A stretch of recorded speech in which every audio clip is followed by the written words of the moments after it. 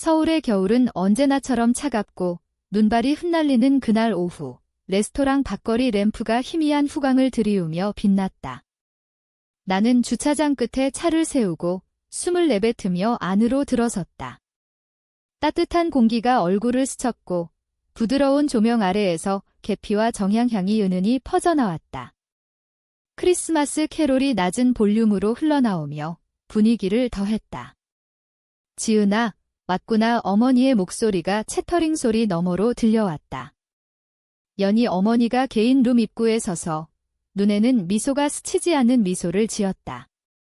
나는 코트를 반쯤 걸친 채 그녀를 안았고 그녀의 꽃향기 섞인 날카로운 향수가 고기 구이 냄새를 뚫고 들어왔다. 수민 언니가 붉은 실크 드레스 차림으로 나타나 빛을 받아 반짝였다. 그녀는 잡지 표지 모델처럼 보였고 그걸 알았다. 그녀가 내 뺨 근처에 에어 키스를 날렸다. 교통이 막혔어. 그녀가 물으며 이미 테이블 쪽으로 돌아서며 힐 소리가 광택나는 바닥에 울렸다. 테이블 끝에 내 이름이 적힌 작은 카드가 기다리고 있었다. 어머니와 언니의 자리는 테이블 머리에 은빛 충전기와 예술처럼 접힌 리넨 냅킨이 놓여 있었다. 내 자리는 창가 쪽, 바람이 스며들어 유리가 땀을 흘리는 곳이었다. 나는 아무 말 하지 않았다. 아직은. 테이블이 친척과 가족 친구들로 채워졌다. 의자가 나무 바닥에 부드럽게 스쳤다. 대화 소리가 높아지며 접시와 잔이 부딪히는 소리가 났다. 나는 자리에 앉아 약간 불편한 쿠션에 몸을 기대고 멀리서 들려오는 소리를 들으려 애썼다. 하지만 거리는 벽처럼 느껴졌다. 옆부부는 어머니의 교회 친구로 친절하게 서울 생활과 직업에 대해 물었지만 그들의 시선은 테이블 머리로 향했다. 나는 미소 지으며 예의 바르게 답했다. 물잔을 쥔 손이 그대로였고 서버가 앞쪽에 물과 와인을 따르는 동안 내 잔은 고집스럽게 비어 있었다. 이런 식으로 밀려난 건 처음이 아니었다. 가족 모임은 미묘하게 선을 그었다. 지적하면 소심해 보일 뿐이었다. 그래도 작은 메아리가 무시할 수 없었다. 메뉴가 마지막에 왔고 빵 바구니가 2번 건너뛰어 내가 직접 손을 뻗었다. 멀리서 언니의 목소리가 의도적으로 크게 들렸다. 그녀는 최근 파리 여행을 이야기하며 프라이빗 투어, 포도원 시음, 패션계 인맥을 뿌렸다. 어머니가 몸을 기울여 고개를 끄덕이며 왕족 인터뷰처럼 물었다. 그리고 팔에 소름이 돋는 부분이 왔다. 리노베이션 끝나면 집이 파티에 딱 맞을 거예요. 언니가 와인을 홀짝이며 말했다. 몇몇 친척이 호기심 어린 시선을 주고받았다. 나는 스테이크를 썰어 천천히 씹으며 그 말을 머릿속에 새겼다. 메인 코스 중반, 어머니가 일어섰다. 방이 본능적으로 조용해졌다. 그녀가 은빛 포크로 와인 잔을 두드리며 맑은 소리가 모든 시선을 끌었다. 잠시 시간을 가져서 여러분께 소식을 전하고 싶어요. 그녀의 목소리는 따뜻했지만 커뮤니티 행사에서 쓰는 형식적인 뉘앙스가 섞였다. 나는 포크를 내려놓았다. 수민이가 지난 몇 년간 나를 정말 지지해줬어요. 그녀가 언니를 보며 계속했다. 언니는 적당한 겸손으로 미소 지었다. 그래서 지금 내가 즐기며 결정할 수 있을 때 정리를 하기로 했어요.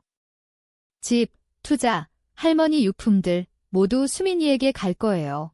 그것은 이사회 발표처럼 차분하고 의도적이었다.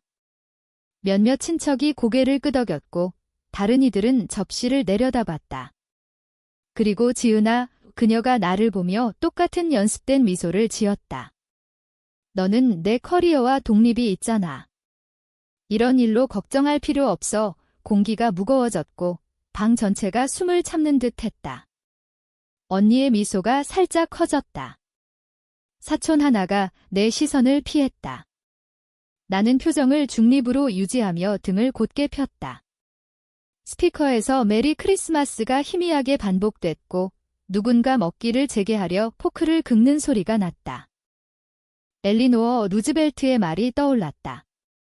침묵을 약함으로 착각하지 마라. 말하고 싶은 충동이 날카로웠지만 더 잘 알았다. 공개 반응은 그들이 기대하는 공연일 뿐. 그래서 순간을 느리고 와인을 천천히 홀짝였다. 언니가 내 눈을 잡았고 그녀의 표정에 스며든 비웃음이 이게 즉흥이 아님을 알려줬다. 연습된, 조율된. 나는 나머지와 함께 새겼다. 디저트 메뉴가 나타났다. 서버가 이제 바쁘게 움직였다. 대화 소리가 다시 올라가며 방금 드러난 걸 조심스레 피했다. 언니가 어머니에게 몸을 기울여 둘만 들리는 무언가에 웃었다. 나는 테이블 너머로 언니의 시선을 마주쳤다. 이걸 삼킬 거라 생각하나? 나는 생각하며 냅킨을 테이블에 놓았다. 이런 대신 후 디저트가 얼마나 달콤할지 보자. 나는 의자에 기대며 크리스마스 음악이 그들의 웃음을 덮게 했다. 이미 다음 움직임을 스케치하며. 발표 후 잠시 더 의자에 앉아 메리 크리스마스의 낮은 웅웅거림이 어색함을 씻었다. 포크가 접시 옆에 놓여 메인 코스 찌꺼기가 식었다. 웨이터가 광택나는 신발로 조용히 나타나 접시를 치웠다. 은빛과 도자기 소리가 어머니 연설의 여운에 너무 컸다. 디저트 메뉴가 흰 텐트처럼 테이블에 미끄러졌지만 나는 손을 뻗지 않았다. 테이블 끝에 미묘한 안무에 집중했다. 언니가 어머니에게 몸을 기울였다. 어머니의 눈이 나를 스치고 돌아갔다. 그들 사이에 말 없는 공유가 있었다. 안쪽 농담을 보는 두 사람처럼. 내 입가 끝이 팽팽해졌지만 어깨는 느슨하게 유지했다. 수년간 배운 게 하나 있다면 가족 정치가 선언보다 시선과 속삭임으로 이뤄진다는 거였다. 오늘 밤도 다르지 않았다. 언니의 시선이 어머니를 떠나 나를 찾았다. 그녀가 살짝 고개를 기울이며 미소가 입술을 휘었다. 형태만 따뜻하고 뒤엔 아무것도 없었다. 채터링이 올라가며 그녀가 의자를 살짝 움직여 내 쪽으로 기울었다. 기억에 남을 크리스마스지. 그녀가 낮게 중얼거렸다. 부드럽지만 달콤하게 독이 섞인. 나는 손을 무릎에 가지런히 놓았다. 기억에 남아 내가 평탄하게 답했다. 그녀의 미소가 깊어지며 잘 맞힌 다트처럼 만족했다. 오래된 속담이 떠올랐다. 땀 흘리는 걸 보이지 마라. 나는 숨을 천천히 쉬고 눈을 차분히 유지했다. 그녀는 자극하려, 증인 없는 작은 싸움을 유도하려 했다. 나는 주지 않을 거였다. 대신 그 순간을 새겼다. 그녀가 앉은 곳, 누가 봤는지, 그녀 표정의 오락그늘. 수년간 쌓아온 조용한 장부에 모두 들어갔다. 주위 분위기가 가벼워졌다. 잔이 채워지고 방이 식후 에너지로 웅웅거렸다. 어머니가 다시 포크로 잔을 두드렸지만 이번엔 캐주얼했다. 선물할까? 이건 전통이었다. 매년 그녀가 테이블 앞에서 하나씩 열게 했다. 기쁨 공유라 불렀다. 무대일 뿐임을 배웠다. 올해는 내 딸들에게 특별한 걸 준비했어. 그녀가 발표하며 테이블을 훑고 언니에게 시선이 멎었다. 나는 등을 더 곧게 폈다. 어머니가 이런 장면을 만들면 나에겐 잘 끝나지 않았다. 친척들이 앞으로 기울며 미소 짓거나 호기심 보였다. 공기에 기대의 물결이 일었다. 어머니가 테이블 아래서 벨벳 박스를 꺼내 상처럼 양손으로 언니에게 줬다. 언니가 뚜껑을 만지다 열었다. 헉소리가 진심으로 퍼졌다. 안엔 다이아몬드 목걸이가 샹들리에 빛을 받아 반짝였다. 이건 내 할머니가 가장 아끼던 거야. 어머니가 말했다.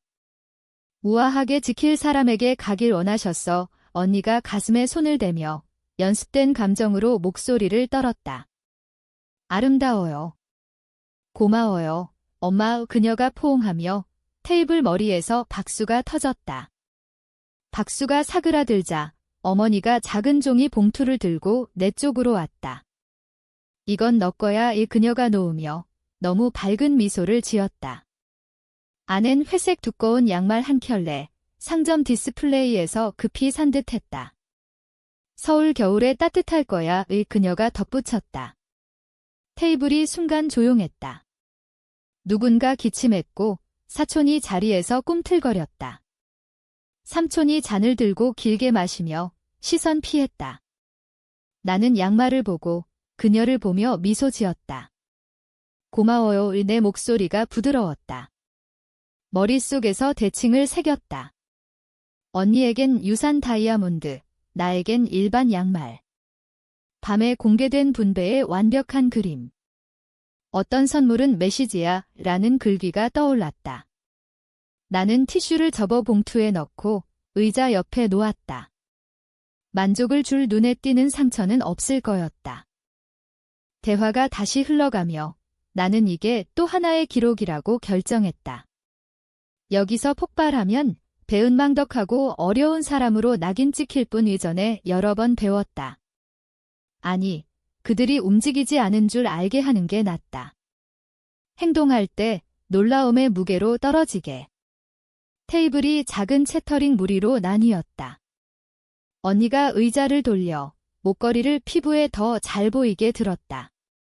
그녀가 내 눈을 다시 잡으며 다이아몬드를 만졌다. 그녀의 시선이 명백했다. 그녀는 이 밤이 그녀 승리로 끝났다고 믿었다. 그녀는 틀렸다. 나는 손을 무릎에 느슨히 놓고 기대며 목소리 소리가 내 생각을 덮게 했다. 나는 만찬으로만 떠나는 게 아니었다. 목록을 들고 떠났다. 평소보다 늦게 깨어났다. 겨울 해가 블라인드를 뚫고 약하게 바닥에 스며들었다. 아파트 공기가 고요하고 어제 버리지 않은 커피 찌꺼기 냄새가 희미했다. 카운터에 테이크아웃 용기가 버려져 저녁 후 요리가 마지막 관심사였음을 증명했다. 순간 천장을 보며 누워 밤 사건을 조각으로 재생했다. 샹들리에 아래 다이아몬드 반짝임, 양말 봉투, 어머니의 내 커리어가 있잖아. 나이트 스탠드에서 폰이 웅웅거렸다. 화면에 가족 그룹 채팅에 읽지 않은 메시지가 흘렀다. 휴일이 이런 느낌을 주면 안 되는데 생각하며 몸을 일으켰다. 커피를 끓이며 기계 소리가 고요를 채웠다. 잔을 들고 소파에 앉아 스레드를 열었다. 먼저 본 건 사촌이 보낸 밈이었다. 막내 캐릭터가 미소 지으며 막내는 아무것도 상속받지 않아. 자유를 상속받지 어머니가 웃는 이모지 3개로 답했다.